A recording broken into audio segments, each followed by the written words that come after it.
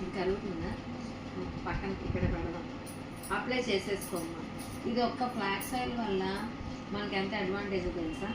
PCOD problem చాలామందికి, ఆడపిల్లలకి PCOD problem, నీటి బుడగలు ఉంటాయి కదా, నీటి బుడగని క్లియర్ చేస్తారు. లేడీస్కి ఫస్ట్ థింగ్ ఏంటంటే బ్రెస్ట్లో గడ్డలు అవి రాకుండా చూసుకుంటుంది. అండ్ అలాగే ఈ విటమిన్ సప్లిమెంట్ స్కిన్ అది డ్రై అవ్వకుండా చూస్తుంది.